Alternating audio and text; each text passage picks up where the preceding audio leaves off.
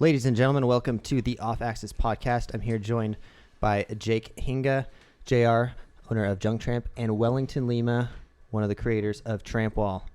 We just finished up the Off Axis TRAMPWALL games, and we're down here filming a podcast. How'd you guys feel about today's event?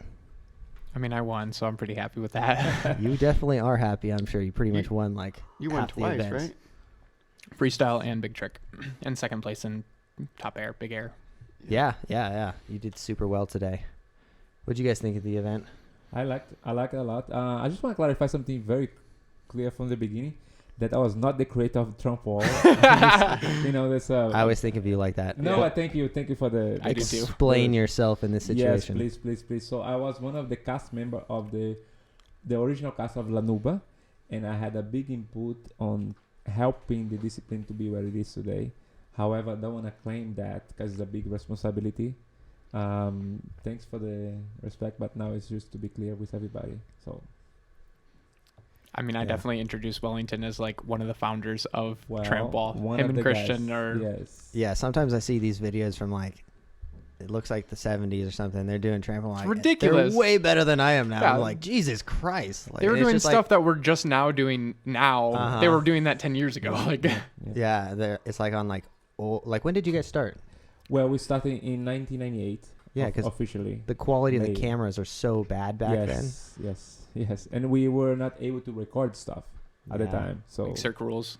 big time. But Oh, now is that changed a lot now Yes, actually, they are basically sometimes encourage people to actually post stuff. Okay, for more promotion? Yeah, before we would, they could actually terminate our contract. Wow. For post something. What was the reasoning behind that?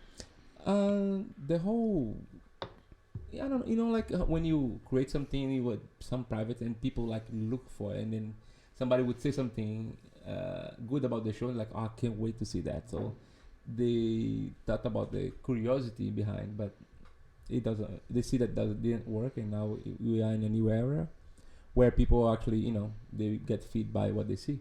Well, it would be hard to control now too, if yeah. they wanted to. Yeah. Yes. But I always think that's weird when people don't want, free promotion, basically. Well, now you think that, but Yeah. at the time we have this whole, when you sign a contract, you have to actually hide stuff. Also, too, I guess back then there wasn't as much free No, like video you could just go watch. That's true. There was You'd no have to YouTube. buy things. Yeah. There was no YouTube. Yeah. Blockbuster. We know what's Blockbuster nowadays. So That whole change has killed. Like, I come from skateboarding, and it's pretty much killed the skateboarding video. There are Yeah. no full length. Well, there's a few, but it used to be we go to a skate shop and buy a video. right. You couldn't go online and just watch them. Yeah. And I can imagine back then, well, it was.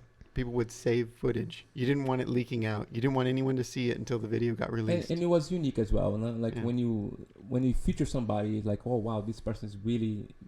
People thought the people that was in those videos more like a real idol. Like, wow, this Yeah. is not tangible, no. Yeah, Now they're they- famous. Yeah, and it was a different era.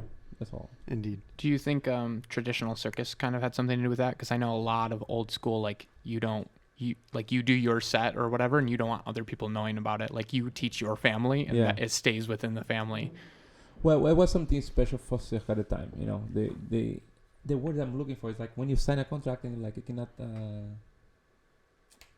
do you call that, guys? Disclosure? Yeah, is it Non-disclosure? Yeah, you cannot show what was part of the contract. I How see. come up is the word?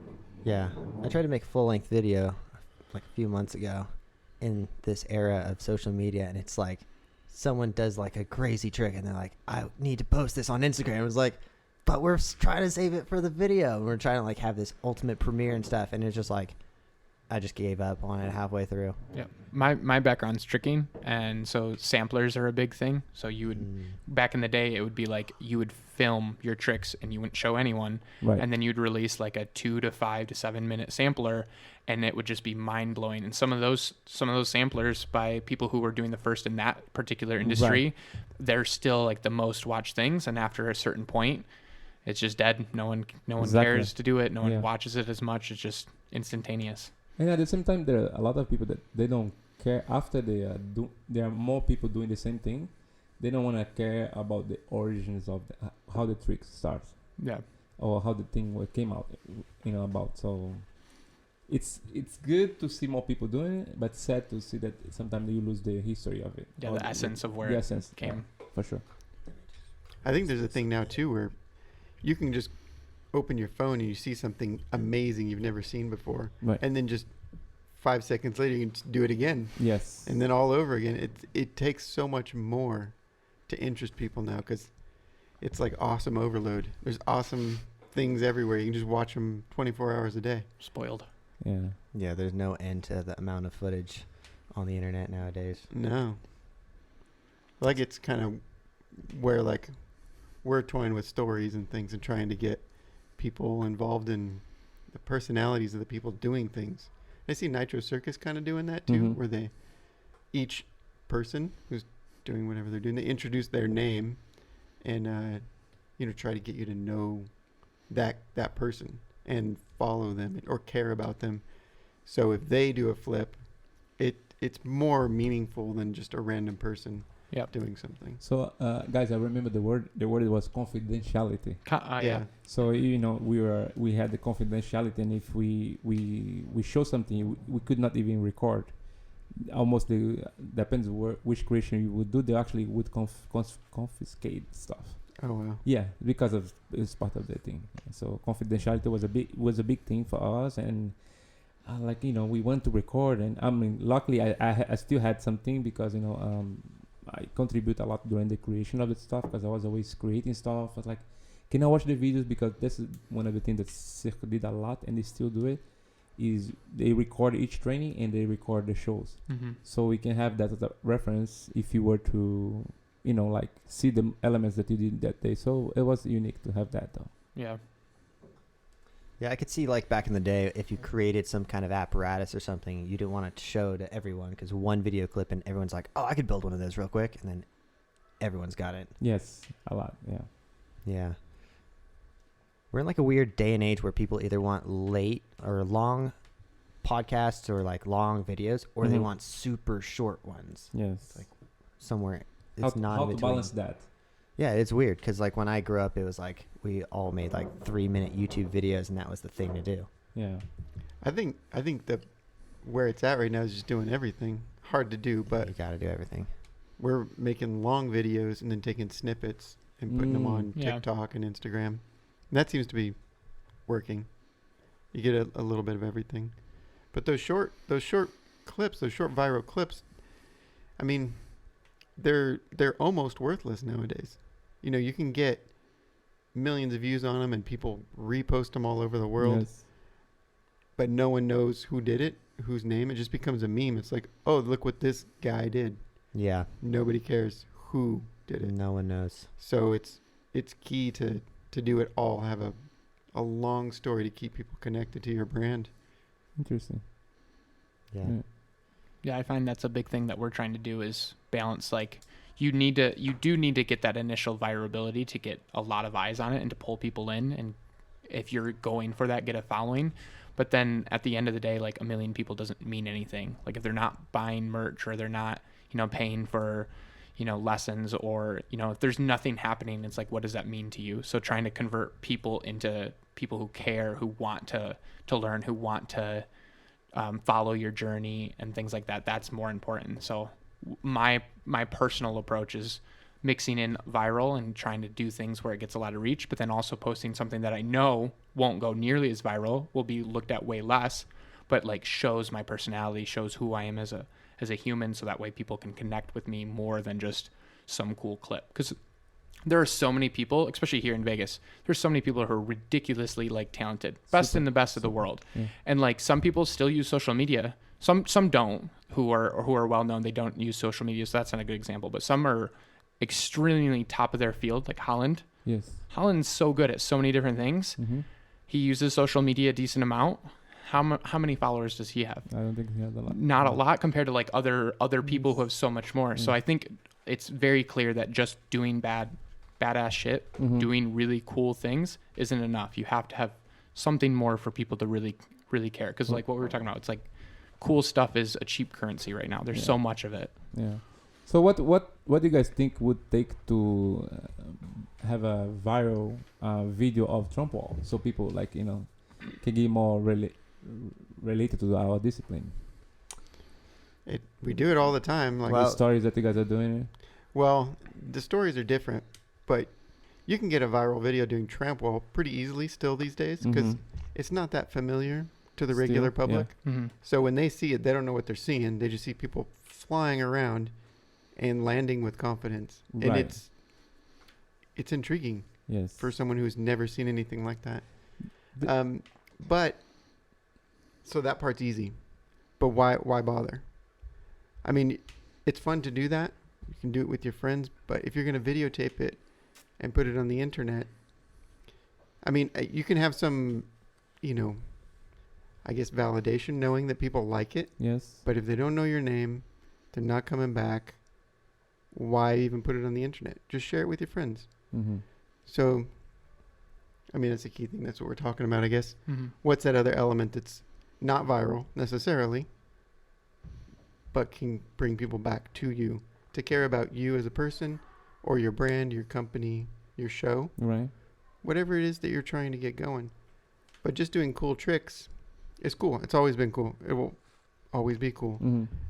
But that's a hobby. Yeah. And what are you going to do with it? Yeah.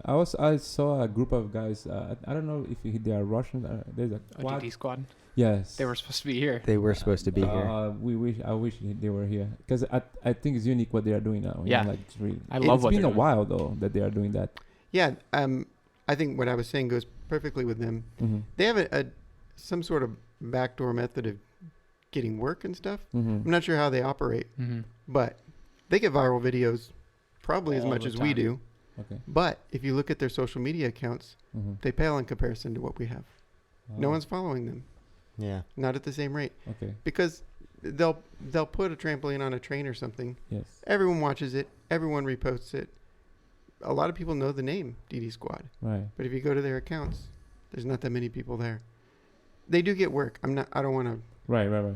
say bad stuff about And them. also it's another country as well, and then perhaps over there, maybe the work part, is more wow for them. And actually, it's not even work. Also support to.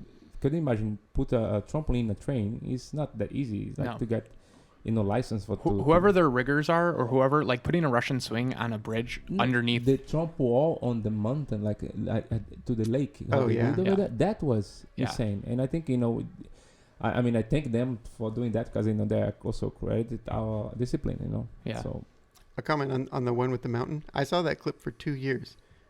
Had no idea who it was. Wanted to know who it was. That was Yeah. DD squad. It That was. was, yeah.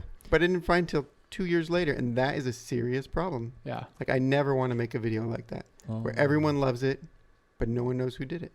Yeah. It's But like, they actually had a series on. It was a Facebook, right? It was a Facebook that Yeah. was supporting them. I know they filmed a series, but I don't know if it's on any platform. Like a. It was a Facebook that's supporting them. If I'm Oh, not was it? mistaken, Okay. Yeah. Okay. Yeah, that's cool. Yeah, I believe they did have like Facebook create that video series or something. I know. So I did meet with one of the like head guys of them, Mhm. and I was just like, my first question was like, how do you get like permission to do this? And Yeah. so they're in Slovenia, Right. which that's what I'm saying. I'm assuming has a lot less laws and a lot less Red people tape. who want to sue you and like that kind of stuff. Apparently, they worked out like some deal with like a large company that did like Mm. I don't know, some kind of industrial stuff, and Construction, yeah. it was like a tray, like, oh, we'll make some viral videos, and then next thing you know, they're just like, oh, you can do this, or you can have a train, and like all this stuff. So was it like this commercial company, whatever they were shipping or whatever, they could use that footage for their commercials? Yes. Oh, Mm. that's awesome. That makes Yeah, sense. That's smart. Yeah. Yeah. Yeah. In the port as well, right? Like the I call it the box with the metal that the ships Oh, stuff. cargo the containers. cargo Yeah. container. That was cool too. So Yeah. I guess it's related. And I mean Yeah. that at the end of the day, like what we're saying is like me and JR have been trying to do one thing, and it seems like they're definitely going for viral videos. And if you aren't known, what's it for? But like if they're getting contracts with companies to do stuff, like, I mean, if they're getting work, at least something's coming out of it. You know what I mean? So Mm. Yeah. and I don't know. I have no idea the details of that. I know they get work. They do like halftime shows and stuff like that, yeah. and that's pretty rad. But well, Jake and I haven't talked a ton about this, but my goal with it is to become independent from it, so we don't need the NBA to hire us or Cirque to hire us, people will want to go see a Junktramp show. Yeah. Yeah. So we can just do it when we want to do it on our own terms, and we don't have to be hired. We have direct fans that will pay us directly. Mhm. Yeah. I mean, that's like the end goal, to put on your own show. You don't need any other people. Like, for example, all of our shows that I had scheduled, Mhm. we were performing at other people's events. Coronavirus comes around, we're screwed. All Well, of the I shows think- are gone. I think everyone's screwed no matter what. Yeah. At this time, yeah. I Like don't it- think we could do a live show and it would go over well just because all live entertainment That's is kind of probably true. frowned upon. I like the Nitro Circus story Yeah. because, you know, I don't know exactly how they started, but I know they had a TV show. I watched the TV show. Mm-hmm. Now they do live shows. It's a lot of those same people. So you know their faces, you know their character, Yes. and you go to see Nitro Circus. They have new members all the time and new course. tricks and stuff, but you don't go to the Orange County Fairgrounds to see this stunt crew. No. You're not buying a ticket for the fair and also seeing this. Mm. You buy a ticket specifically for their show, and I think that's where it's at. Branding. That's sustainable, and you can make your own way. Like, charge whatever you want for tickets. You can bring whoever you want on the crew, sell merch, Mm. do a TV show if you want. Yeah. So, where you guys think the Trump wall will go? Like, I mean, thank you, Junktramp of Axe as well for doing that. You guys are pushing a lot as well. There's more people seeing what you guys are doing, and you know, I mean, there is still have few shows from Cirque that is still have Trump wall, which is awesome. However, more and more people around the world is doing that. You know, in Japan, we're talking about in Yeah. Brazil, Russia, and China. China has big guys as well. There's a lot of people that we don't know that actually are doing that, and Mhm. you know, I mean, Junktramp is really inspire people, I guess, you know, more and more. So awesome. Thanks. Yeah, I hope so. I like seeing new tramp walls pop up on the internet. You know that the, trampoline parks are building them. Right?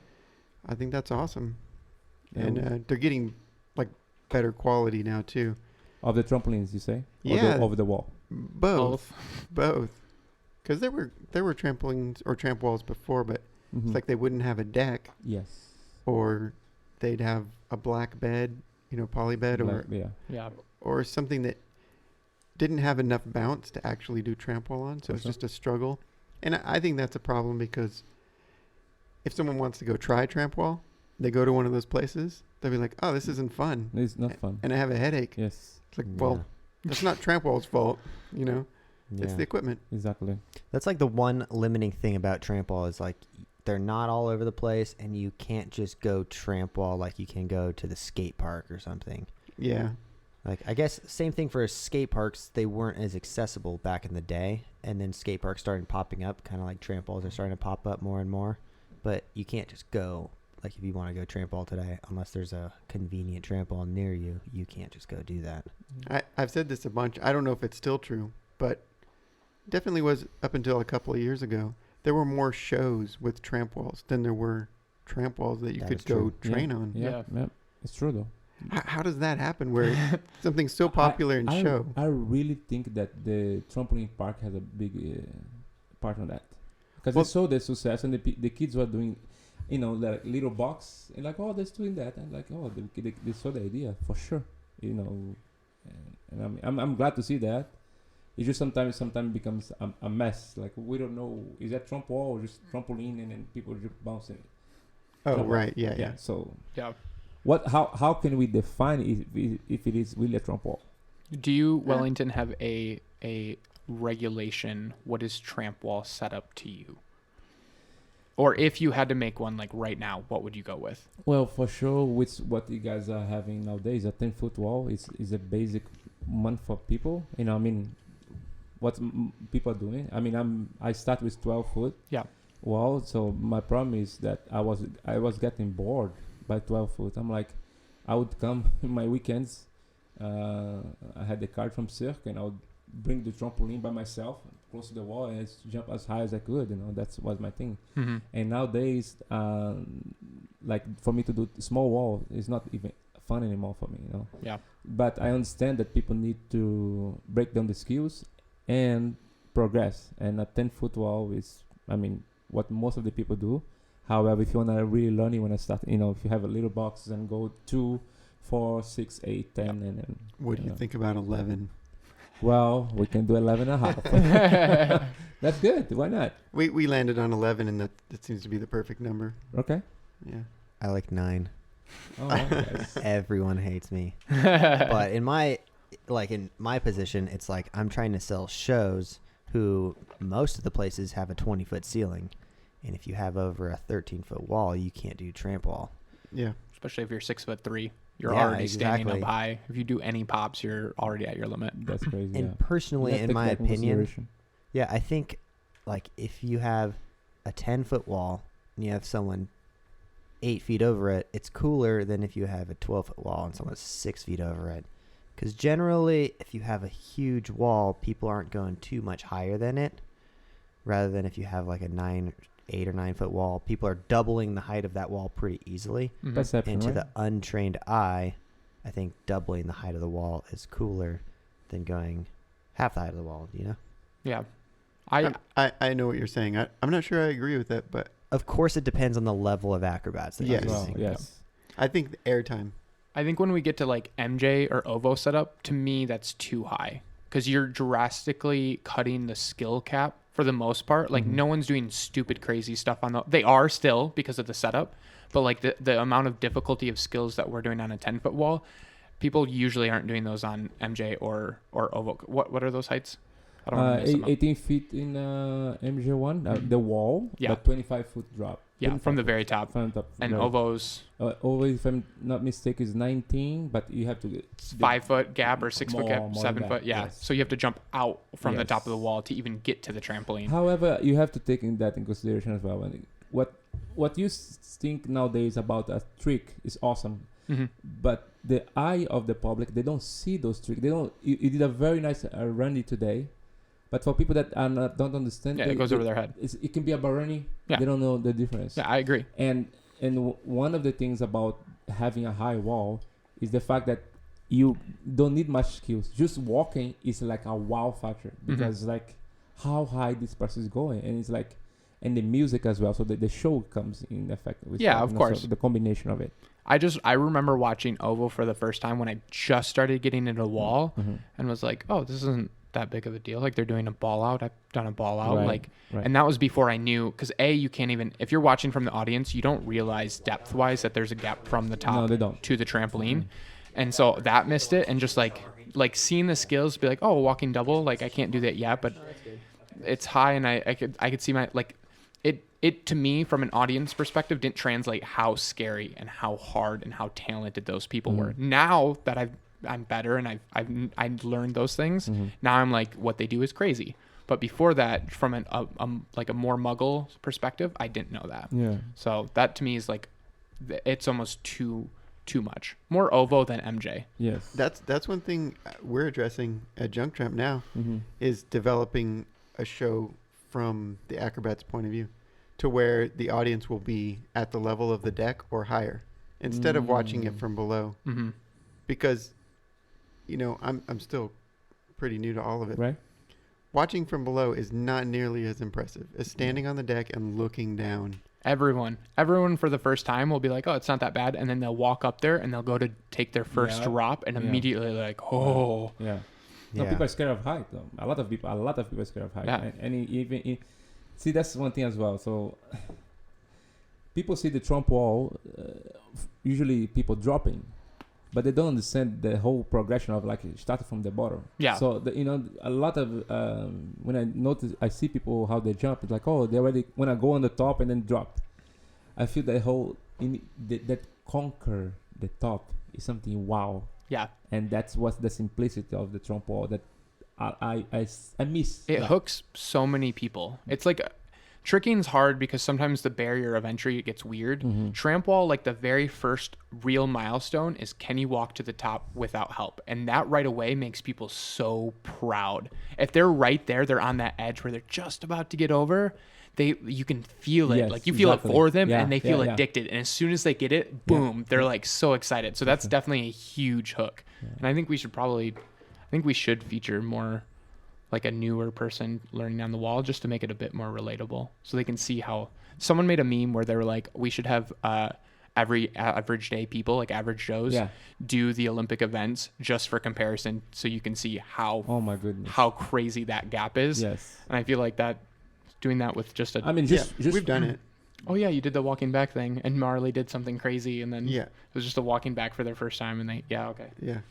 But like you say, like having people from the top is a they understand our perspective, you know, and what plays a lot is the element of fear, you know. Mhm. It's not only like, oh, Trump, it's like, what's gonna happen and then fear and technique. I'm a big believer in techniques, and you have to conquer that again from the bottom up, you know.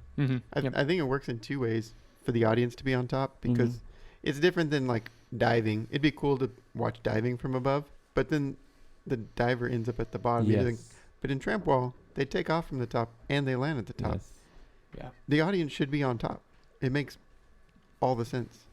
Well, it works both ways, because sometimes they do tricks going from down up as well. So it's like maybe in the middle.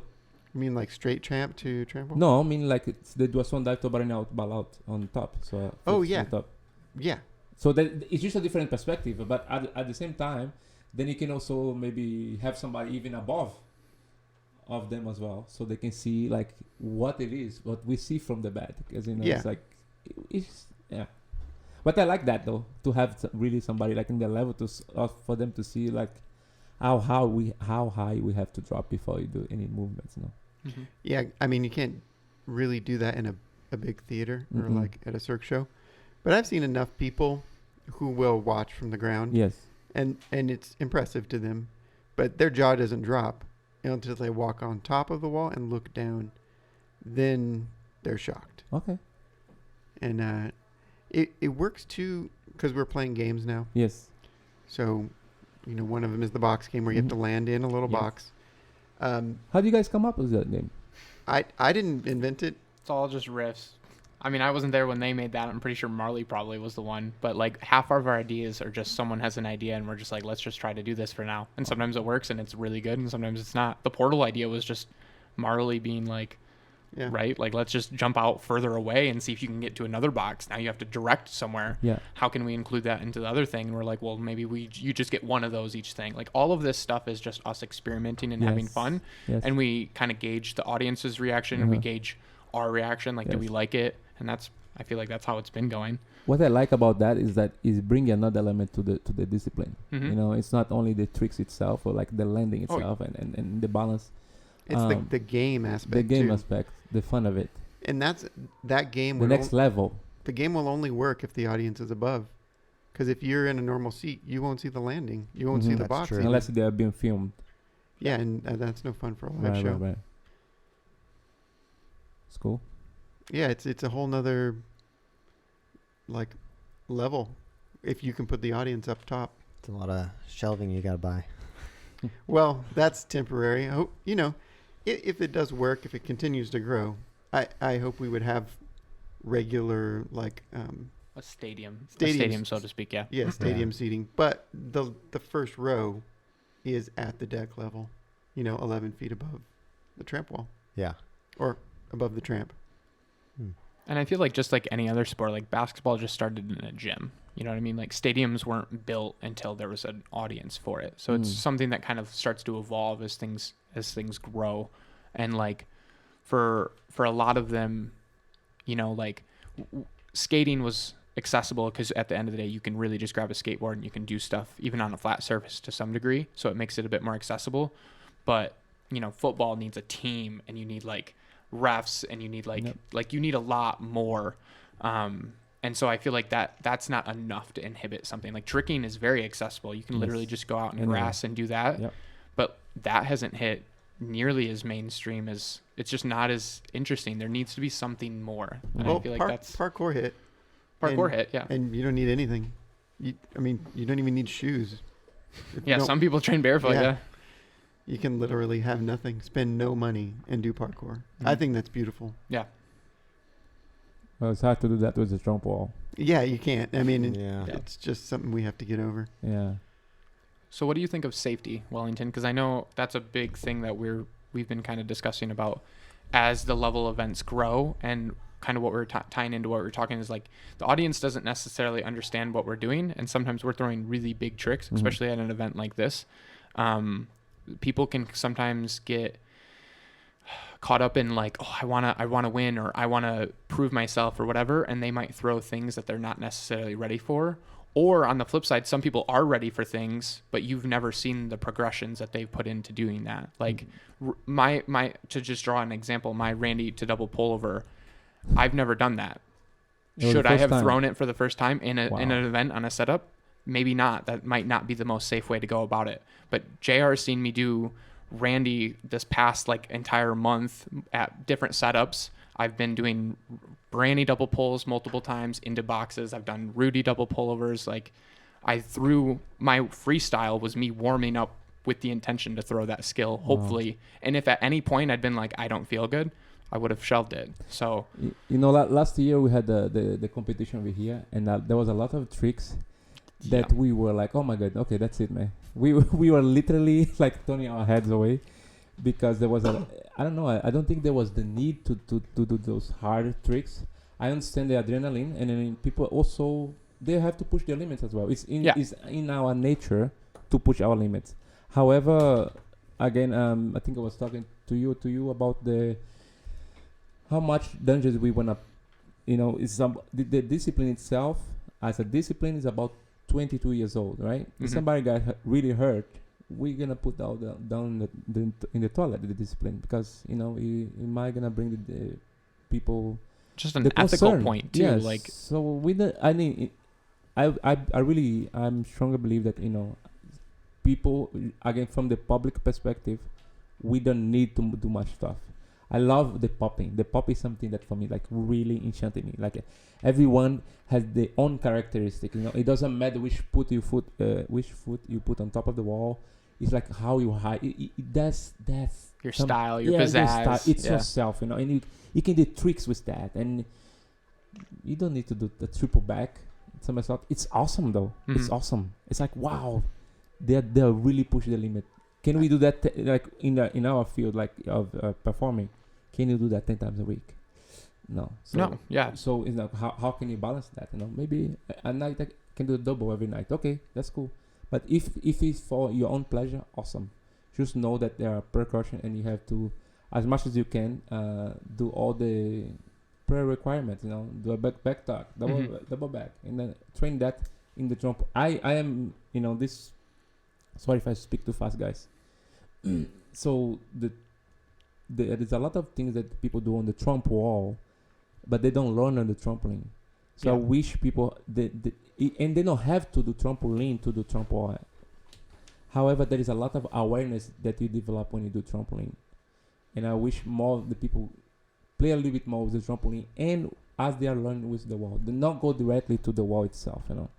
So that's one of the concerns I have a lot, because people don't know how to stop the bounce sometimes. Yeah. And then once you have that big of height, like, can you control that height? Well, sometimes when you are not able to maintain your balance, for example, can you imagine doing a drop like 11 feet on your foot? You're not ready for that. No, you'll fly way off the trampoline. Or really bust your knee. You could break your leg just on the tramp. Yeah. I mean, so progression. I think I'm a stronger believer in the progression, and of course, we are still in this process. I think the discipline is still quite new, to be honest with you. Really young. And it's what people are, the new element that people are bringing to the discipline is good. The games that you guys are doing, like David Locke, do with the high bar.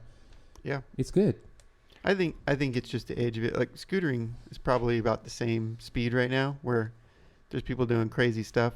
And I think skateboarding has gone beyond that to where now it comes back to your style. There's still big stuff, and that's well respected. Everyone loves it. But you can just do freestyle if you want. You can ride transitions if you want. You can be completely safe. Maybe you'll sprain an ankle or something. But you will be just as well respected if you're doing like technical tricks. Right. Sometimes more respected. Yeah, especially if you have like your own style and it's like unique to just yourself.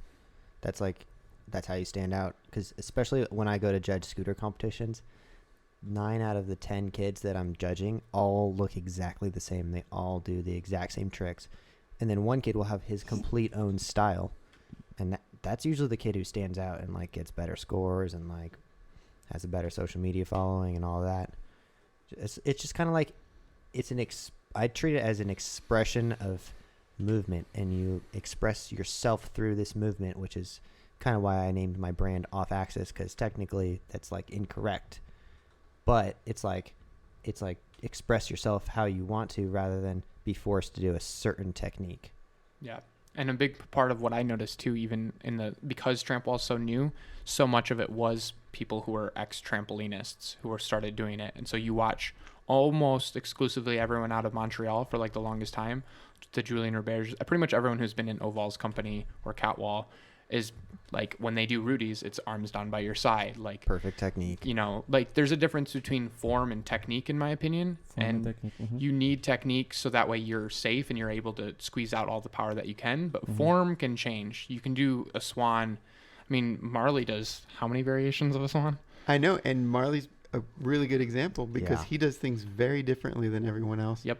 But he does them, and they're awesome to watch. Yep. Yeah, Marley. Like when I came into it, I saw so many tramp-wallers and shows, and then I met Marley, and I was like, oh, that guy's got the coolest style. And he's just doing tricks that aren't even like that crazy, but like the way he steezes them out and how original looking they are, that just makes him stand out. For sure. And he could stick to the basics forever, and people will always still want to watch him. Yeah, he just recently told me he's only done a double pullover or pullback two times in his whole career.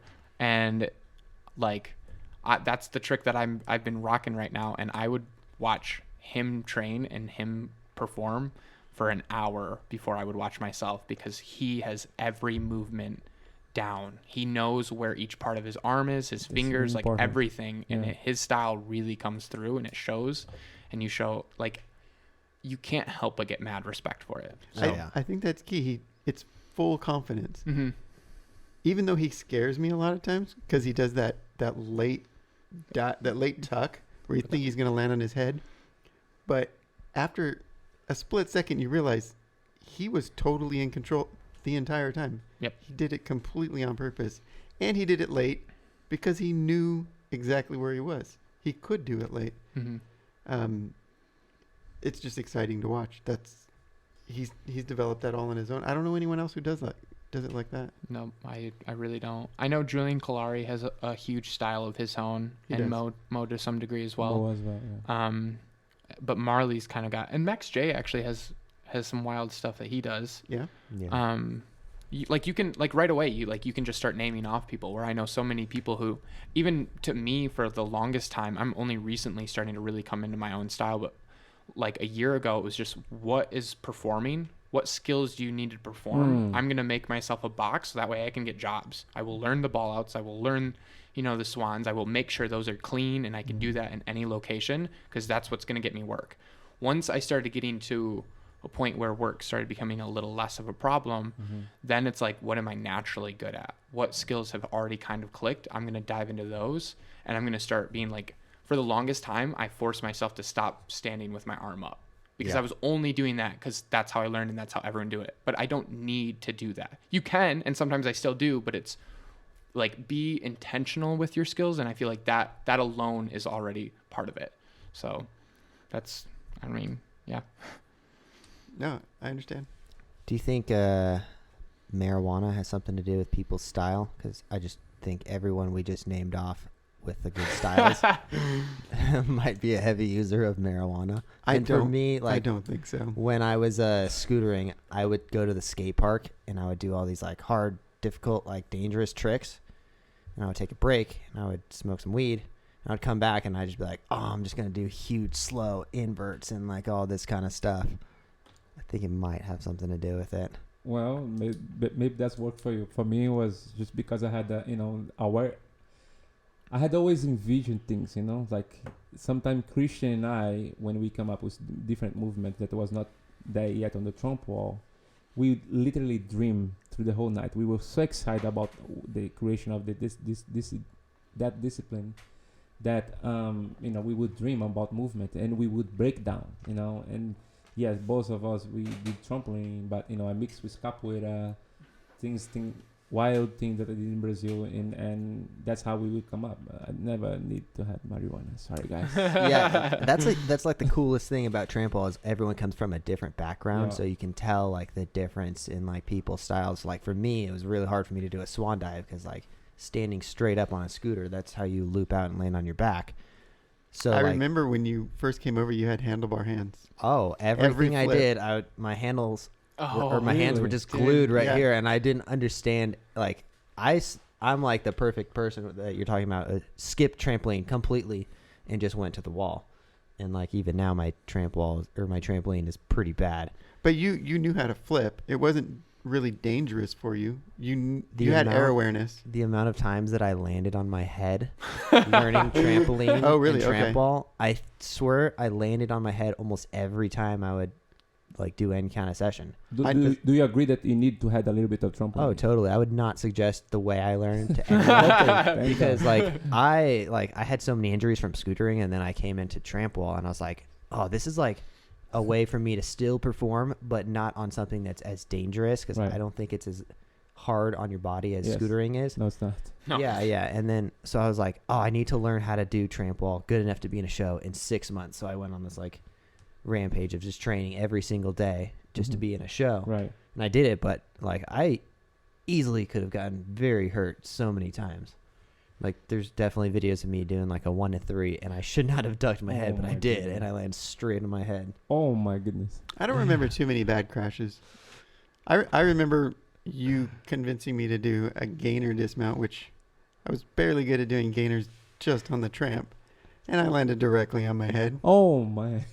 I was fine. You have big crash mats, but that's what happens when you're doing a game like that Yeah, sometimes. yeah. Yeah. And there's also like the balance too. Like we can kind of devil's advocate talk about the other side for a little bit. Like some people have the progressions down. I know a Yes. lot of trampolinists who are stupid talented, Yes. but they are so in their head that they're not willing to like get to that next level and really trust that they actually do know what they're doing. Yeah. And I like Can you clarify that one more time? So what do you mean?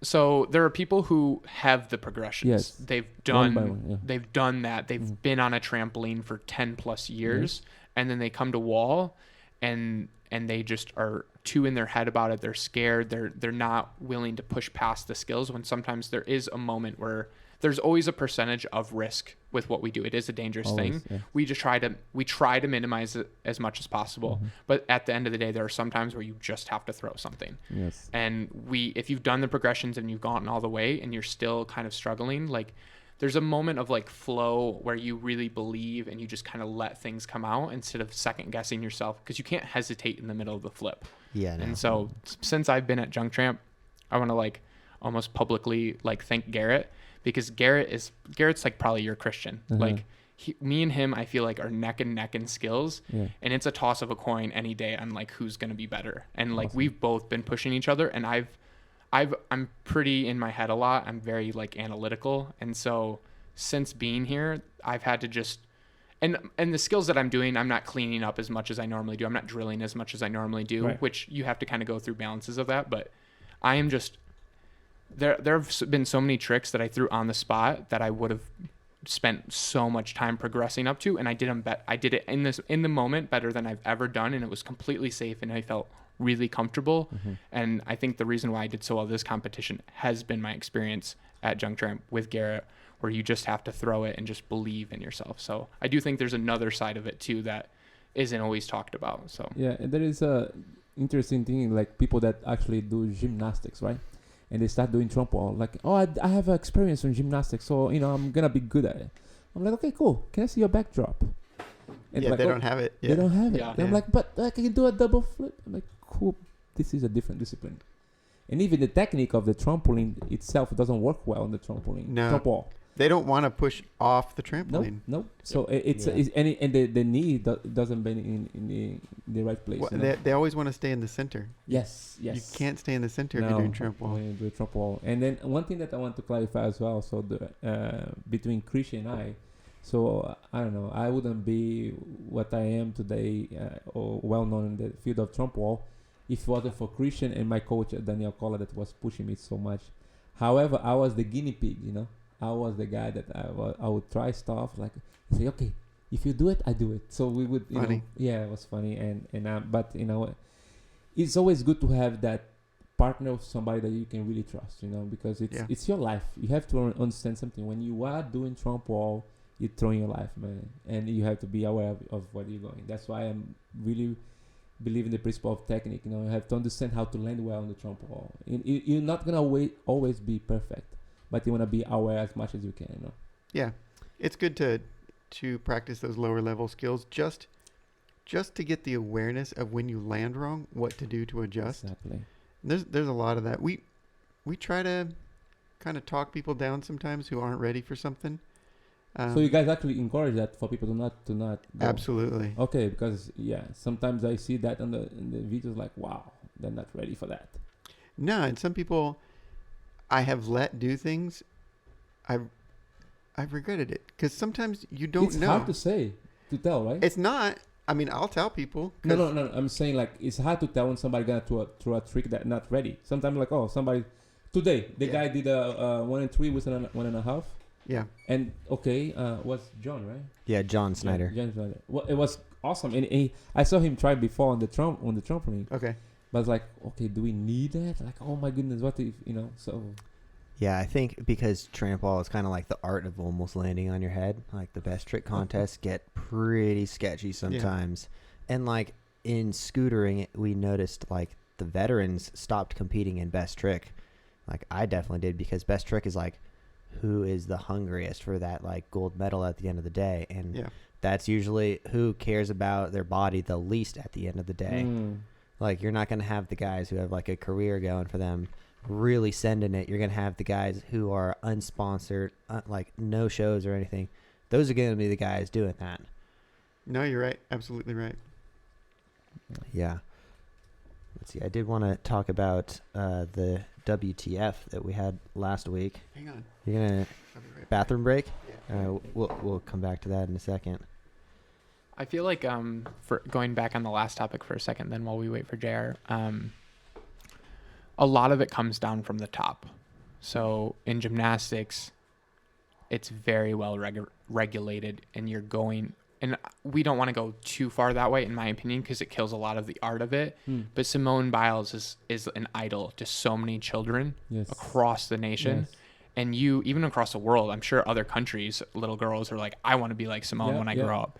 And the way she trains, the way she does skills, the way all of them, honestly, is a reminder for something that you can look towards when you're growing up. So when you're a level 3 or level 4 or level 6 gymnast, you can have a clear, like, I want to get to that someday.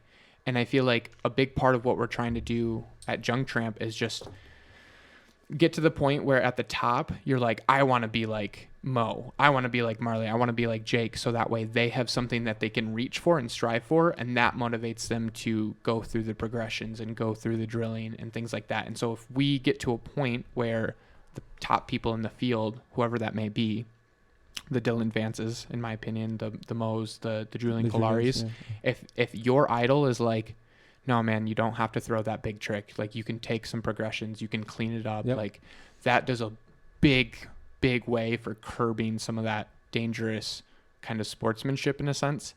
I know G-Tramp is another industry that's really struggling with that. But it's hard.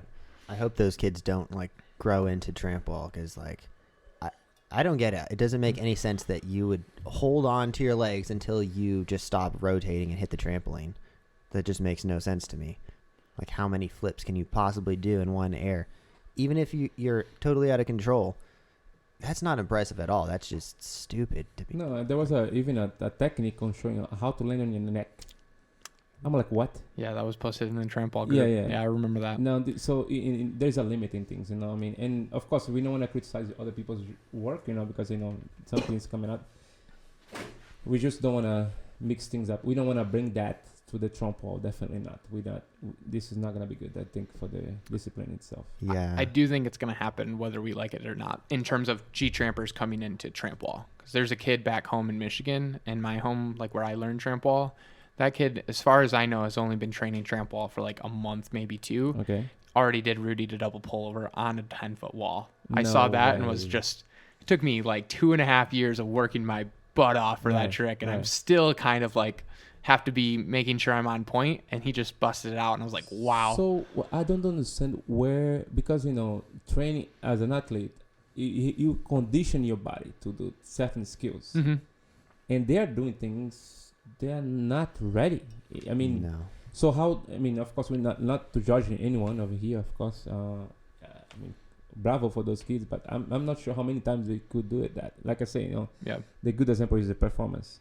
The performance almost competing 10 times a week. Yeah. So can you do that? Can you do 6 flips every time? It's like, I don't know. No. Yeah. Yes. Go ahead.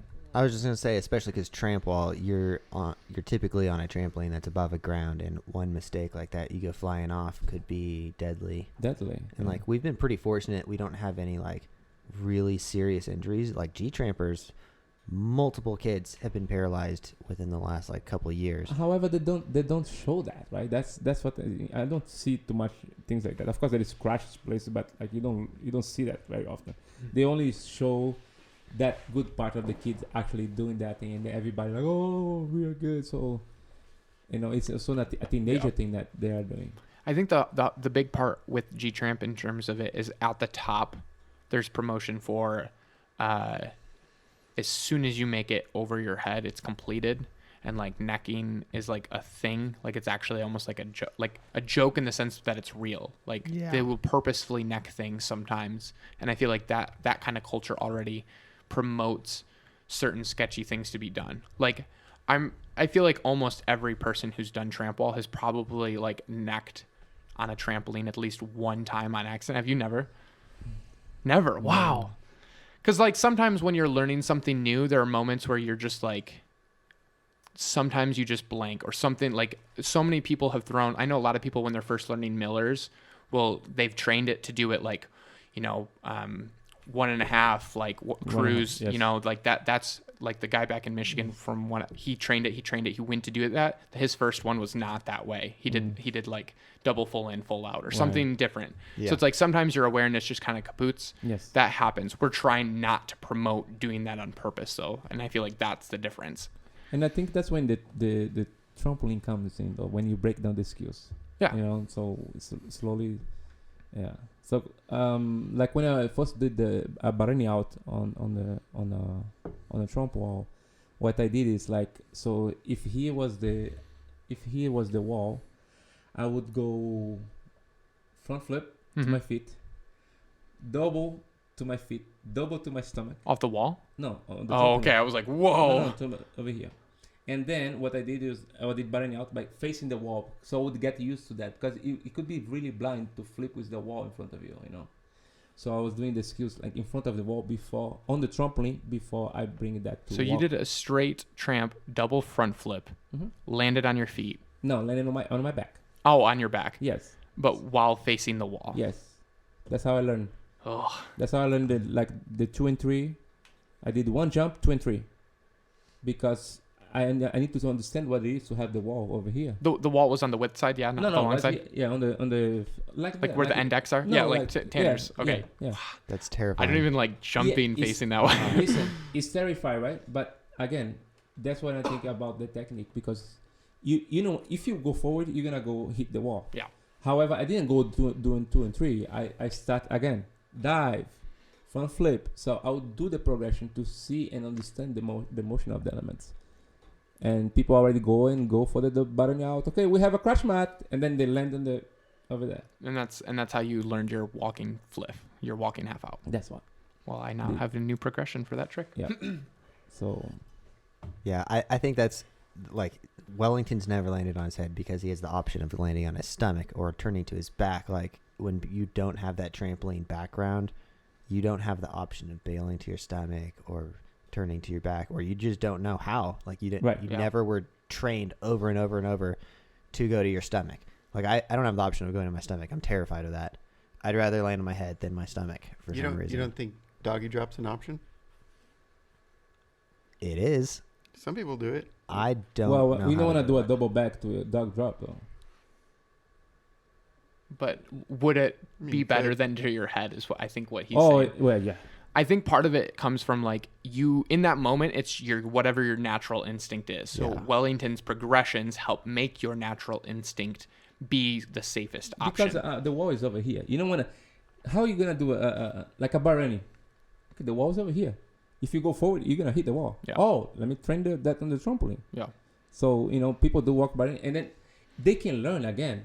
However, the progression is gonna be, I believe, is gonna delay the progression because you end up learning how to go this way, go flipping away from the wall, and the best tricks on the wall is flipping close to the wall, Flipping across the wall. close to the wall, close. Close, to the yeah. wall. And Close. for the record, one of my weaknesses, Wellington pointed out, is that I don't stand up enough. So something like this progression might help me in doing a better job of that because I tend to, as I take off the wall, I'm a little bit leaned back. And so when I push, it sends me deep, or I just kind of have to roll off the wall, which can keep me close, but then I'm not heel driving, which has been a big issue in a lot of my tricks. It has to do with a lot of the takeoff, So another progression that I did a lot was like just one walk, swan dive, one walk, swan dive. The swan dive is one of the crazy simple things that you can do, and it's gonna help you with so many elements on the wall, because you need to understand, like what the other guy's saying. The guys do so many variation of swan dive. That's awesome. Yeah, that's a good way. You can do that. You wanna do that also backwards, back tuck. Mm-hmm. Because you need to understand the weighting of the wall. It's not about doing the tricks, but understand like, oh, what if I do that with my arms down here? Yeah. Play. I don't use the arms. However, weighting. Yeah. The weighting, the time, all that is helpful for for you to understand it. And again, once you have the 1 and 3, all the foot twist 1 and 3, you have a better understanding of trying different tricks as you guys are doing. So, but you wanna progress into that before you actually go to try crazy stuff. Yeah, because it always not everything is gonna work in the technique that I'm saying to you guys right now about doing close to the wall. However, it's gonna help you understand better the idea of getting close to the wall. For sure. Like I'm 100% convinced that, because to my knowledge, Dylan has not thrown Walking Randy yet. As soon as he feels like he's ready for it, he's going to have it 100% of the time, show ready, and he'll be able to do way more out of it than I'm doing right now, because he's not rushing his progression with it. Like, he does walking brannies completely laid out, really technical, and I know that's going to carry over, whereas I've rushed my Walking Randy a little bit, and so it's going to hit a wall. So I'm going to have to eventually go back and figure that out. So there's always something, and I know it. And that's interesting, right? Because that's what I see a lot of it. People progress so fast in the wall doing elements, and then all of a sudden they have to go back, and they don't have the patience, or unless they get lost. Yeah. And I have no choice to come back of it. And to be fair, sometimes you can't know. Like, if you don't have the coaching around you and you're doing swans, right. Like, I didn't know what the right way to do a swan was for the longest time until I got to meet someone who actually knew. Like, there's so many things where I hear people coaching and I'm like, I thought that at first too, and now I really believe it's more like this, and it's constantly changing as the game's getting better too. Right. Like, there's going to be better improved technique as we learn how to do it. So and I'm a very strong believer in technique, but even more strong on the feeling of it. You have to have a feeling, visualize the motion of the things, because there are tricks that is hard to describe, because it comes from emotion and your freedom of movement and how you understand in your head. So that's when TRAMPWALL is most fun to watch. Yeah. Exactly. Well, maybe most fun to do as well. But for me, as a spectator mostly, when someone's just really comfortable throwing a big swan, it's more fun than watching someone struggle with a 1 and 3. For sure. Way more fun. Yeah, for sure. Can I take a quick break to switch my battery? Yes. Yep. And do you want to talk about whatever before JR took his break? Yeah, so I was gonna I wanted to talk about the WTF. Okay, now we get into the controversy. Oh, controversy. This should have been front loaded. Bears beef. A lot of beef I don't up have in any here. beef with the WTF. I do have the the best trick contest. No, not you. I'm just saying, like, Hopefully, I can play this without getting copyrighted. The WTF TRAMPWALL. I can play this in the background, maybe. I don't think you're gonna copyright me. I'm not going to. I know, I'm just kidding. But I'm just gonna play it in the background. I didn't know if that was like an automatic YouTube so we can kind of thing. talk about what happened and how it went down. And I just kind of wanted a review of the WTF and how you guys think that went. And like, first of all, who thought of the name WTF? That was all me. Dude, JR's genius. JR is a low-key genius, and no one, I think, really That was understands it. That was awesome. Yeah, I thought it was really funny and really cool. I mean, as long as like there's no like people suing you over having the name WTF, but I don't think they do, and I think you can kind of It's acronym not. whatever you want. The name is World TRAMPWALL Federation. Yeah, yeah, Mm-hmm. yeah. But Everyone else is going to call it the WTF. I know it's actually genius. Yeah. Yeah. So I can't stop them. Yeah.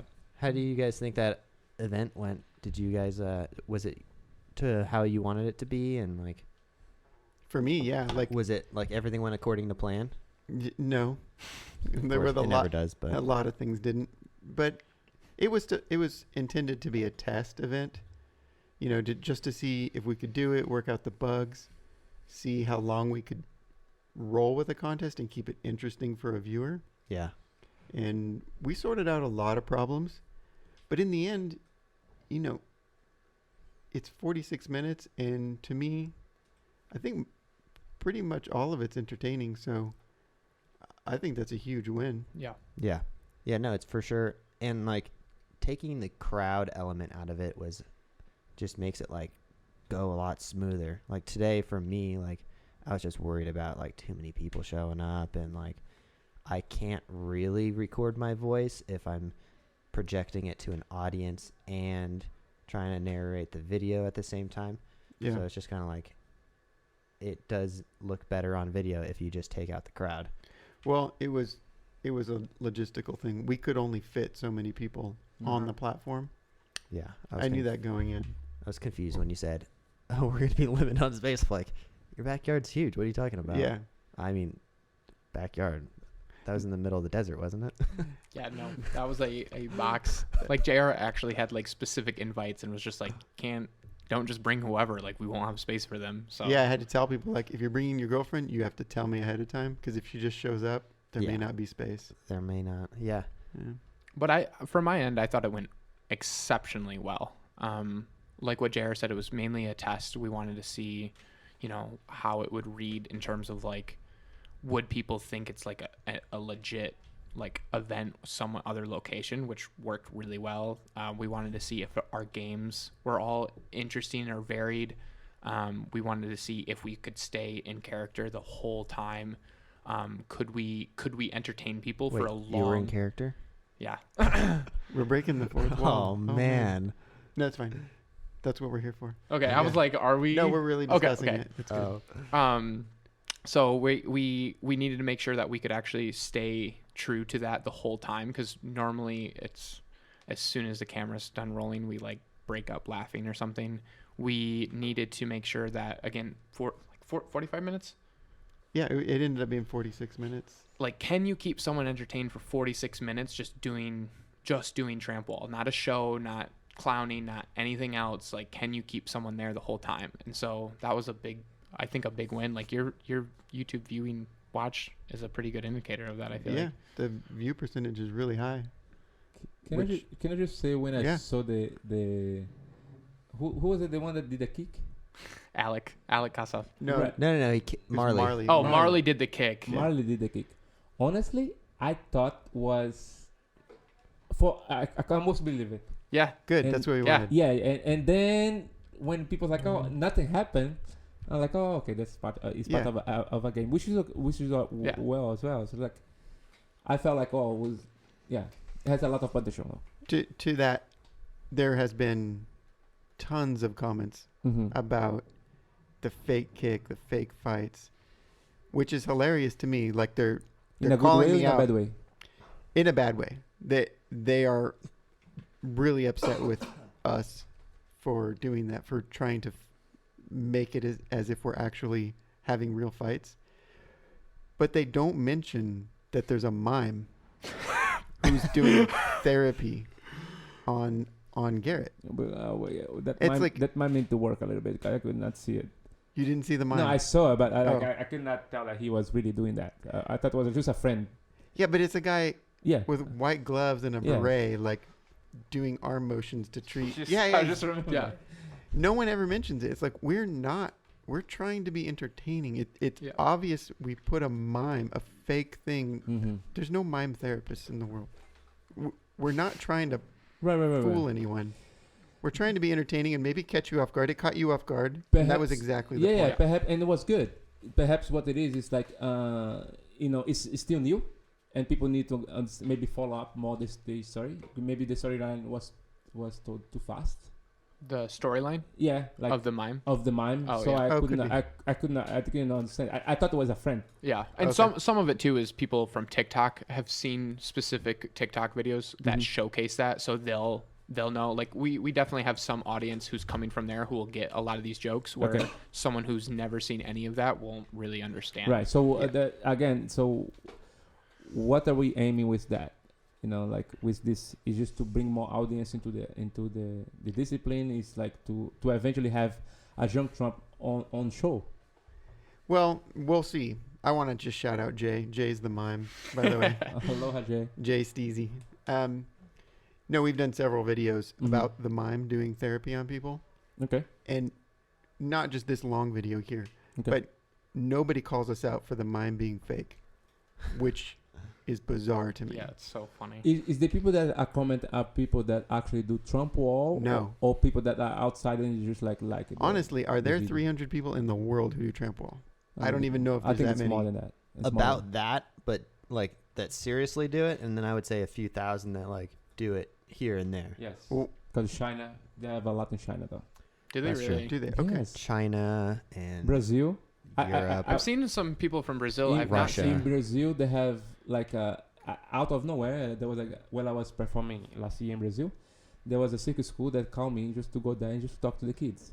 There was literally 50 kids doing TRAMPWALL. That's Wow, amazing. That's Wow. awesome. And guess what? None of that. So I started to talk to them and teach them workshops, and it was really emotional for me because like I had like ASIC shoes and none of them had shoes. They're just barefoot. And barefoot? And barefoot, Oh, I man. took my shoes off just to be like them. Yeah, that's awesome. And that's like the human side of it. So Yeah. that's why for me it's like it's so important that the TRAMPWALL really go well, and we have to have better direction because the way I see TRAMPWALL guys is like the barriers of life that you go through and you pass through that sometimes we go down in life but we come up to something special. So it's really lessons of life. It's not only tricks for me. So it comes from a hard place. So it means a lot that I actually, I was invited to do this podcast over here with you guys because it's like the message is more than just the trick itself. Yeah. It's transform peoples with this discipline, not necessarily for Junktramp, OAP2, Circo Center, Circo du Soleil. Is not. It's people's life. And in Brazil, there is other places over there in Brazil where I support non-profit organization that kids don't have what to eat, man. And then the trampoline and they're doing the TRAMPWALL is like something that give them a little bit of hope. And again, there is a message that we have to be able to pass with them as well, I'm not as serious about all of that. Yeah, I I think hear. if we were going to promote any sport for people around the world, it would be parkour. Okay. Because you don't need a trampoline. Yes. Trampolines are really expensive. really expensive. A trampoline that you can do TRAMPWALL on is very, very expensive. Yeah. Even us, like we have money. Yeah. We're in a first world country. Mm-hmm. Yeah. We struggle to pay for this Right. equipment. Right. Mhm. I don't want to necessarily be promoting it for third world countries Mhm. or for poor people. That sounds bad, but it's not as accessible. It's going to be very hard. We struggled finding. I built mine because I didn't have anywhere to train. Mm-hmm. I have that luxury. These people don't. I love when they do. I want to encourage it. I love seeing them do it and progress. But I don't look at the sport that way. You see Maybe you do because you That's where I came from. We're at the beginning. Yeah, Yeah. no, and you it's created also where I not created. Well, you were there when it Yes. was created. Yeah, thank you. But everyone just believes that you're. But I came from skateboarding, and I don't even promote skateboarding that way because you get hurt a lot more in skateboarding. I got hurt a lot as a kid skateboarding. I wasn't even a daredevil, and I was getting hurt. So I don't promote it for, and they're expensive. Yeah. I think parkour is where it's at. If you can make that super cool, anyone can do it. You can go at your own pace. You can do it anywhere. Dirt, grass, sand, whatever you have. You just go at your own pace. Again, so 12 years old kid seeing somebody jump in a trampoline for the first time, and I was doing capoeira, gymnastics at the time, and it's mind-blowing. It just blow my mind. Yeah. And if I'm here in America now, because one day I saw somebody doing that, and I want that to be. You don't have to. Maybe out of those 50 kids that was there at the time, maybe one or two will actually reach that high. Yeah. But they will bring another kid, eventually. Yeah. And we never know. We just have to be conscious about that as well. It's not, of course, not everyone will do it. No, and I was kind of getting to that where I was saying, like, well, are there 300 people in the world doing it? There's millions of people who watch us. Yes, as well. Yeah. Almost none of them have the ability or the facility to do it, even if they wanted to. And I feel bad about that. But I can't go play football either. You need a whole team. Mm-hmm. Not all of these things are going to be accessible for everyone. Mm-hmm. And that's just the way it is. I'm not going to stop doing it. I'm not going to stop making it entertaining. But I love TRAMPWALL, obviously. But I don't feel like I necessarily owe a debt to it. Mm-hmm. I want to respect it, and I don't want to make it look stupid, although I probably do sometimes. I want to make it entertaining. I want people to enjoy it, and I know that through that, a lot more people are going to start doing it. Yes. Thank you. I can see the effect of what we're doing. We see posts of people doing things that we started. Mm-hmm. It's definitely not as serious as you, but we see the effect of it, and I love that as a community. I don't take ownership over it. I see a round tramp wall, which I think I made the first one. I seen one now on the internet. Did you really? Just yesterday, and I was stoked. Well, there was Yoann Borges. The staircase. Yeah. That was a square tramp, by the way. Was it? Was it really? Square tramp. With the circulating staircase. So some of the times they're landing in the corners. I don't even want to get into it. I love that dude, but it's not the same thing. But anyway, I don't take ownership over it. I'm sure lots of people had the idea before me, but I just had the ability to make it, and I did. But the box game, I didn't create that. The first time I saw it was at Junktramp, but I think Derek or Dylan came up with it. Maybe I really don't know. And I think they played it somewhere else. It's not like it's a groundbreaking, revolutionary thing. We just taped a box at the edge. But it does help to have a little bit more focus on what to achieve from the tramp wall. And that's why this is something like, okay, I have to train something. Yeah. I cannot relax my legs so I go to the side. I will not land in the box. So it actually will help. Yeah, in the long term. And that's why I do like that game, because you can be throwing the biggest stuff, but if it's not in the box, it doesn't matter. So there's an element much more safer with that one. Right. And it does, for our end, it creates like a clear in and out, victory or no victory, and it helps bridge that gap, because so much of like the competition today was purely subjective. Like, how do you judge someone's trick versus another trick? They're both dope in their respective categories, and that makes it so much harder. Whereas a box is just, were you in or were you out? And that makes it very clear cut, and so it's a lot better. Now we still have drama about whether it was in or not. Yeah, sure. But it's a lot more black and white. And then I want to say my own piece, I guess, on this. This would be directly to like you and Julian Kalari, because wall is very important to people, and there have been people who have come before me, and I never ever want to disrespect a craft that someone's put so much into. And so I talked to JR right afterwards, and I was like, if Wellington were to come to me and be like, I don't like what you guys are doing, I think I'd be devastated. Like, I think I would cry. I would too. And I mentioned that to Julian too. I was like, because he's expressed to me his concerns about it. Not me personally, but I suspected he was not going to like what we were doing. And so far, I think the jury's out. I haven't talked to him after he saw it, but he knew what we were doing and expressed that it was okay. But I don't know if I believe that at this point. Yeah. We'll see. But everything changes. Parkour turned into free running. Skateboarding started as this one thing where there were no flips, there was no ollies. It was supposed to be surfing on concrete. Yeah. And it changes. It changes over time. People are going to take it further. We've already seen, what, mega tramps, 10x20s. I don't remember what you call those. Super tramps, Super Tramp, yeah. whatever, with giant walls. Yes. And that changes it. It's different. You see walls without a platform. Yeah. You see different size platforms. You see walls without walls and just platforms. You see that. You see windows, Yeah. See just bars. Yeah. There's- bars. Yeah, and you can't really compare too much between a wall and a bar. There is some similarities, but it's not the same. It doesn't Mhm. look the same. And I'm good with that. I want it to keep changing and progressing. And keeping ownership of it is a fool's errand. You can't. It's going to change. That's why I really don't claim that I'm the guy, because there is other peoples that actually try to present the idea for Cirque before, and it went somewhere else. I cannot talk specific about that now, but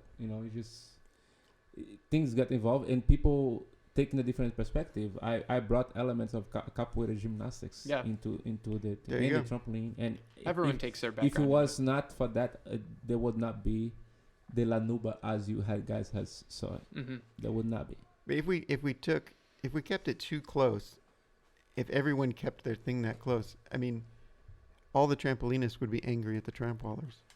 You're messing up trampoline. That's not how That's you use a true. trampoline. Actually, that's not all. It's true, because what happened? There was actually a big embrace from the trampoline community after when they saw the That's- trampoline. That's the way it should be. No, and it's awesome, because when we did some presentation for them, some of the French team came to see the Lanuba back in the days. Then there was a competition in Belgium, and somehow I was able to get tickets for everybody in the competition. And I was doing dry leon at the time. Okay. It blew people's minds away. That's awesome. It's like we and then after that, some of the artists, the athletes actually came to Cirque to perform for Cirque. So we will actually inspire them to go, because there is a career after, after you being an athlete, So Cirque is one of the way to do it, and eventually Junktramp, if you guys do shows as well, you're gonna embrace other people. I think a big thing that at least I think we're trying to do, me and JR, but this is kind of my own thoughts, so I don't want to place them on you, is we're not trying to compete for a pie. We're not trying to, I'm doing one thing and that's going to stop people from doing a tramp wall like off-axis style or anything else. Like I see it as the more people that can get, the more eyeballs we get on what we're doing, the more it's going to trickle down to actual quote unquote like real tramp wall where you're progressing and you're doing tricks without all the drama and the extra narrative that we're doing. I think if you take American Ninja Warrior, until that show came on and got popular, how many American Ninja or parkour courses were there in the world? Right. Not that many. And that show has drastically increased the level of conscientiousness of the American population on American Ninja Warrior. Mm-hmm. And there are courses all across the world. And So if inspiring we kids. can blow something up by doing what we're doing, businesses, gyms are going to start building more walls, which makes it more accessible, which means more people are doing tramp wall and they get to experience the same thing that we got to experience. I want to tag on that story too, because I look at American Ninja Warrior as 75% drama and 25% athleticism. If you watch the show, they tell people's backstories, and the more heartbreaking your story, the more airtime you get, and the more cheers you get. And I feel a certain way about that, and about the what's the not X Factor, but the America's Got Talent. America's Got Talent, Yeah, same AGT, way. super like that. Yeah, they play the backstories. We all have lots of friends that have been on it, Yeah. and some that have refused to be on it for that reason, Yeah. because they'll tell a story. And where I want to specifically pick up here with what we're doing is those shows try to over dramatize someone's real actual life, their disability or whatever, and capitalize on it. We're not doing that. I don't want to do that. I think it's gross. We're doing stories, like Harry Potter stories. We're not taking someone's real life and twisting it for money or fame or whatever. We're creating a story. Yeah. And from scratch. there have been real times where we've said no to certain content because we didn't think it was not like it would either cause too much like real hatred towards certain people, or it just wasn't ethically, like it wasn't right. It was too much. So we've already had those conversations and thoughts, and we just don't want to ever have to make it be. We don't want that kind of deceit out there. We want it to be a story where everyone knows it's for the most part. I had a reality TV also contact me to do a TRAMPWALL story and do a show, whatever. And then they're like, "Oh, tell us a little bit of your story." And you have to record their video and stuff like that. Apparently, and my family is all in Brazil, so it's like my story was not dramatic enough to be aired. I'm like, it's all good, you know, because it's they want drama, you know. It's how they feed the audience. So. Yeah, I did have like 2 TV shows contact me about having a trampoll contest this year, and both of them, all they wanted was drama. And then I was afraid to like give them permission to do it because I feel like then it would just be taken off, and then it would turn into like a reality TV show with me having no control over it, and like literally just it'd just be kind of a shit show. And I hate the way that America's Got Talent and those shows are done. And that's pretty much all those TV shows look for. And maybe like TRAMPWALL is coming into a generation where maybe it should stick to like YouTube or something, so to where the community does have like full control over like what happens and stuff. Like we don't really need like a TV show to get a bunch of views on a TV, you know? Like we could literally do it ourselves, and like it's like a nice era where like the people are in control over it still. You don't really need to sell out to a TV show. Well, right now we're doing it for our own, but I don't even know how big a deal this is, if it's a big deal or not, but I'm making one for Snapchat now, a Snapchat series. But it's just, we're doing the same thing we've been doing. They just want it edited differently to fit commercials and stuff in there. And I'll do that all day. Like, we're in control of the story. We can make it dramatic. I mean, we want more eyeballs on it. Yeah. We need to make it entertaining, however we do that. But we don't have to dig into Jake's real life childhood and like too much drama there. No, I mean that's like there are some things that we've done that we pull from real life, and then some things we don't. And sometimes we make, like for me, like my teeth were getting commented a lot on my videos because they're really crooked and one's super far back. Somebody actually talk about that? Oh yeah. The internet's mean. Come on. So I don't let it affect me, but the internet definitely does that. And so I decided to play off that, and this is a real story, so anyone who thinks all of our stuff is fake, it's not. This actually happened. Before I learned how to do flips, I went to do a gainer off a diving board into a pool, and me and my brother were like, let's be smart. Let's just do half a gainer because it's a little less flip, more likely to succeed, I guess. And then I went to do it, got scared, back smack super hard. My brother's laughing at me. He goes up. He does it successfully. Gets to his head. It's not pretty, but he does it. He's 2 years younger than me, so I'm like, I can't let my little brother show me up.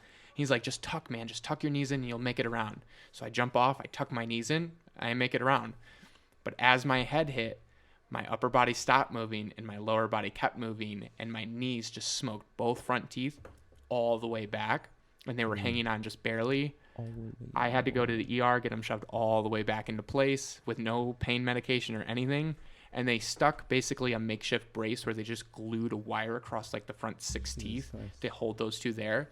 And like as it was kind of setting, the wire kind of popped out of the glue, and so that's why this one just set way back in. And they're both dead. They had whatever that nerve damage of some kind. Well, the nerves are dead, but they also had to put a root canal. I think. Yeah, you got a root canal. Oh, okay. So both of those are like that, and that's been a story that has been very real. And I've actually been super scared of gainers ever since. And only recently have I learned how to do that. Gainer on the wall is like. I'm still nervous about those. I'm so surprised you threw that. Yeah, I was like, wow, he just did a gainer for no Nice. reason. sometimes when I'm scared of something, I Push really it. just Yeah, want to, yeah, even yeah. if it doesn't, like to you, it doesn't mean anything. Yeah. Like a gainer's a gainer. There's a few people, and it was a little bit, but I could have pulled so many other tricks. Right. But for me, I wanted Yes, to do a yes, gainer. yes. So Yeah. I think it's different us doing it versus a producer going in and taping you and asking you like leading questions and then editing it yeah. with no comedy, no wink, no nothing to suggest that this is like tongue in cheek, Mhm. to just make you look like the saddest, most pathetic person. Yeah. And then like you triumph because you win. You know, Yeah. if you win America's Got Talent or something. Well, I just hope you guys don't grow too much that the multimedia will change you this perspective. You know, because it's in the easy, in Yeah. the beginning. Yeah. People, Yeah. we say Well, that. you're right about that. I feel like it's like in my core, like I would never. But I didn't think I would do this either. Like growing up, I'd watch the WWE, and I was like, "What is this garbage? How do Right. people watch that?" Yeah. Yeah. I still feel that way, but I'm doing like kind of like 25% of that, Yeah. and I'm enjoying it. So Yeah. we do change, you Yeah, know. yeah, of course. Like I've sent videos and photos to like we've talked about the WWE and I've looked up YouTube videos of them to see if we can draw inspiration. Yeah. We saw a live wrestling, like me and my house group saw a Yeah. live wrestling Yeah. match for the first time, like a WWE Yes, style yeah. one in person, and I like fully went in there being like, I'm taking notes of like what we could do, like why do people love it so much. I was people watching just as much as I was watching the Right, actual right, event right. because that's what we're doing. And to me, it's all like we're having so much fun. Right. I can't get over like Yeah, we finish our rolling or our sets or whatever. We just start Mhm. cracking up and we're making jokes, and it's just a bunch of guys who love what they do and creating and having fun with it. And that to me is just, I feel like that's always something special. So For sure. And guys, a little bit of a topic with the TRAMPWALL. Where we take the TRAMPWALL from now? Like, where are we going with that? Like, I mean, you guys are having a movement of X. You just had the competition. I'm planning to do a little, progression of TRAMPWALL, but of course with everybody's support. Are we continue doing like as we doing now? Sometime we're having competition. If so, then are you planning to have another competition next year? I would like to have a competition that's not 6 days after another one. Okay, that's a good point. that's not my fault. You shouldn't have scheduled it like that. Oh, so it was a miscommunication. It was a miscommunication. Because No, I it put just out my happened that way. flyer date, and it was March 15th, and then like a week later, JR invites me to his competition. That's 5 or 6 days before mine. I'm just like, fuck. I don't think it matters. I Oh, really well, don't. I think Yours it yours does, is because no 5 one- days after mine. I know. Well, I don't know. I just literally picked the date, and I picked it 2 months ago, and I've been like doing all this stuff to make sure like I got this house, to make sure like everything yeah. like, because I had to get this house to make sure that I could have the TRAMPWALL competition, Right. to make sure everything would go and smooth, and like this date's been planned for a while. And then I was like, wait, there's a TRAMPWALL competition 6 days before mine. Like, I think we really should have had them like back to back, like mine on Saturday, yours on Sunday.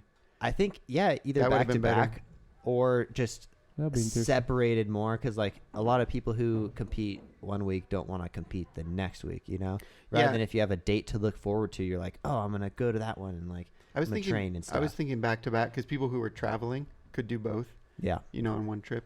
But we did it just because of scheduling for the people who were going to be there. Like for Dylan especially, that was the only day he could be there. So we're like, well, I think that was the Gotta be problem. that Was day. I was like, oh, Volta's days off, and you guys were like, Volta's days off, and we're like, all right, well, these are their days off, so let's schedule one of these ones. yeah. Yeah. It's the Well, way it goes.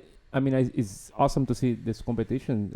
I really hope that it grows even more, where actually we have more international people participating, because right now it's like only in America, yeah.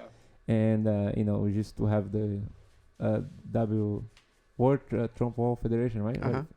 I think to have people actually from Canada, if it's possible, some people from Canada, Brazil, Russian, Japan, especially those guys.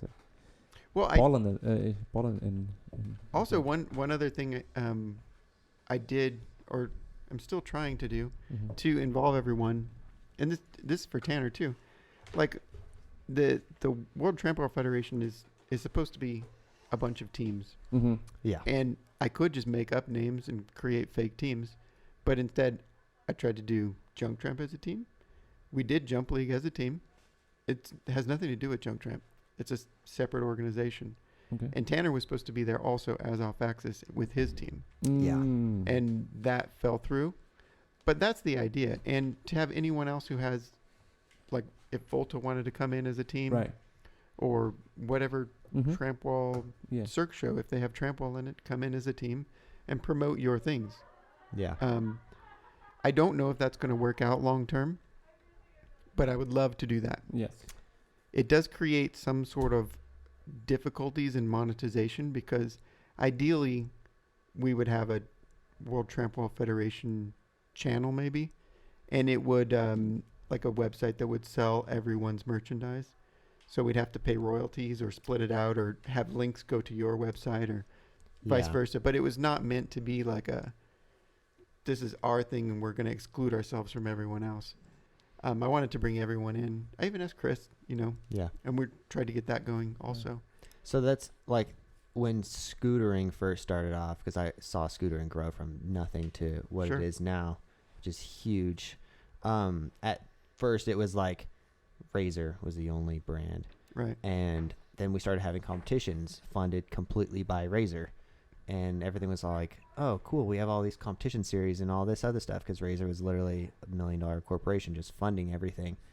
Then Razor started getting sued for that kind of stuff, and they were like, well, we're not doing these competitions anymore. Okay. So for like 2 or 3 years, there was this broken period where everyone was like, who's going to put on the competition? Like, no one wants to accept this liability. And like, there was like this period where there was no other brands to compete with them or that could really do that. So we formed the ISA, which was like the International Scooter Association, which kind of like helped put all of the events together. So that way, like one event isn't scheduled next to the other event, and like we know who's going to fund it and how we're going to fund it and how the judging is going to go, and like maybe you don't want to have one competition right next to the other that's like completely different. So there was kind of like it turned into like team managers or brands and CEOs, and like it's just like a collective group of people who wanted to put on those competitions, who wanted to collectively come together as a group, and then that formed that. And then to this day, I would say that has really, really grown the sport and just like made it like next level. Because if you like look at scootering nowadays, it's performed in like stadiums and like Right. it's because you have this collective group of people who all want the same thing, and it's not like there's one like brand who's like ultimately in power of everything. Although there kind of is, like one guy came in and bought all of scootering, basically all the brands. But yeah, that's just like maybe that's the way TRAMPWALL will eventually go, and we do put together a group of something to kind of like just collectively, like maybe once a year we meet and we're like, oh, this is what you were planning, and like we could do all that kind of stuff. I mean, that's kind of in a perfect world, hopefully. But it's small enough now that we all know each other, and sadly, we all don't work perfectly well together. I do try. Like, I like everyone. I get Yeah. along with everyone. What do you mean by nobody work together? Do we need to? Do No, we no. need to get into that? No, definitely. I get a ton of hate coming from an extreme sports background into TRAMPWALL. People hate that.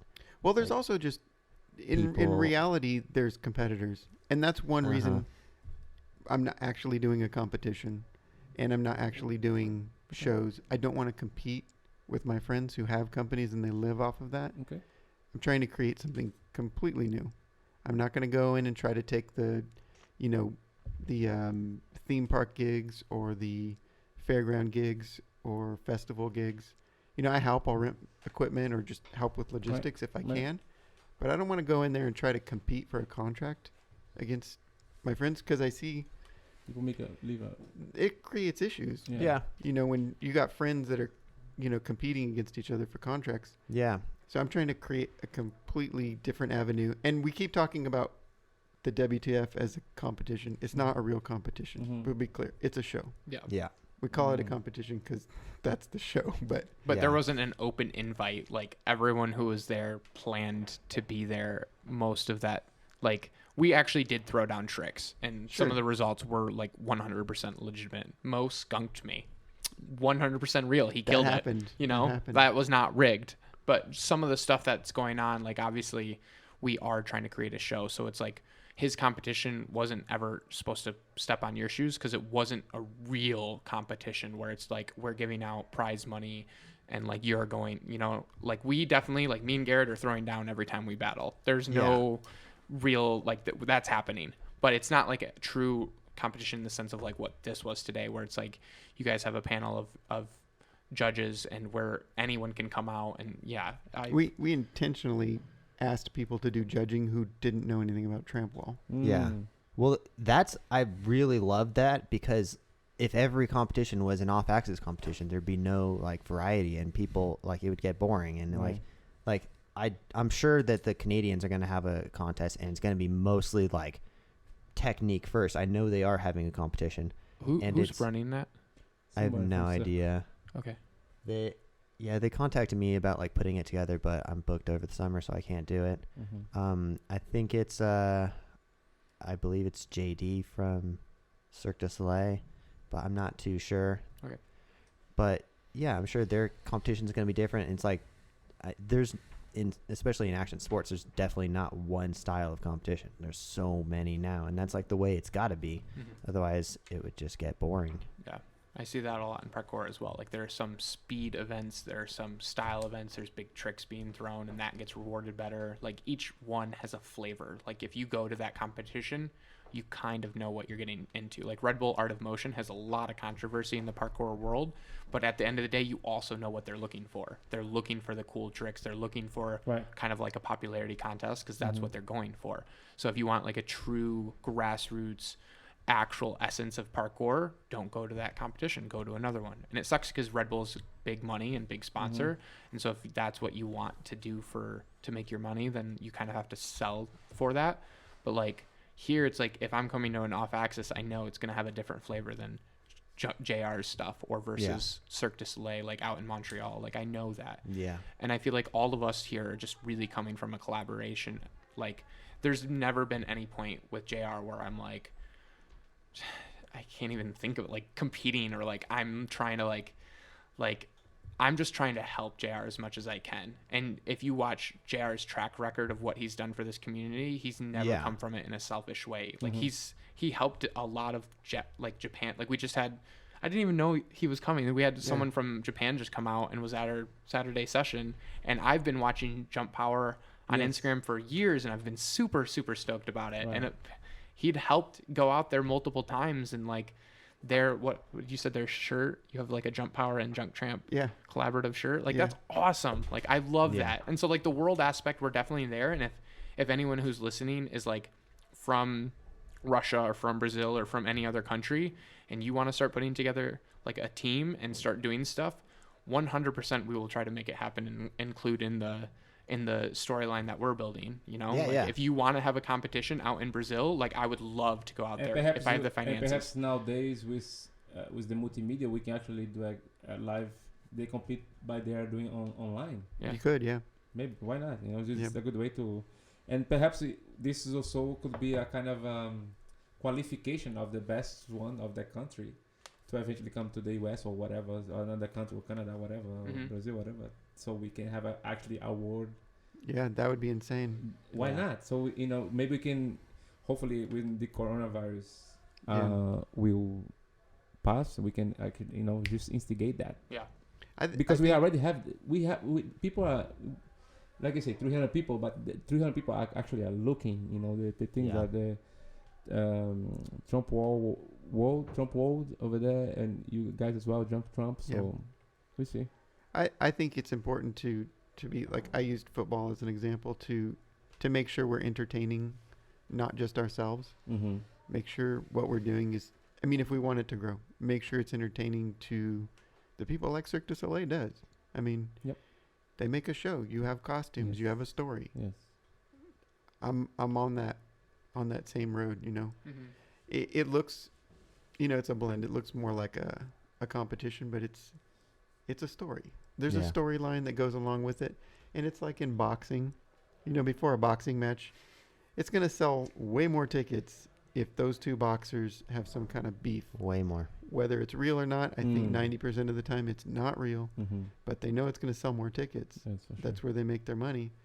No one wants to see like the, well, it's apparent in like the heavyweight boxing, where they're like Vladimir Klitschko, like super great fighter, but he's no beef with anyone as far as I know. I'm not in the boxing world, but I hear like that part of boxing is sort of boring now. Yeah. So you have to have a story, I think, to get the general public involved. Mhm. Although if you're a boxer, you probably love that dude because he's got to be epically good. Right. But if you're just general public, you're not going to appreciate it. You don't know how good he is. Yeah. Yeah. That's true. We are coming close to the 2-hour mark, and I can tell everyone's getting a little tired. Do I look So, tired? I feel like I just woke up. I can see it in your eyes. Your eyes are tired, but your brain's probably The going. Red Bull actually is look like kicking the in so hard. You Sponsored do by look more Red Bull. sprucely. Do I? Like yeah. Okay. I think the caffeine is hitting me now. Yeah. Jared's But- like, let's do another 2 hours. Let's go. Yeah. We can totally do that, but I do need to switch my memory card, so I'm going to call this one right here. I just want to thank you guys for coming on. Yeah, thank you. Jake, where can we find you? My Instagram is Hinga Flips, Hinga is my last name, and then just Flips. And my TikTok is the same as well.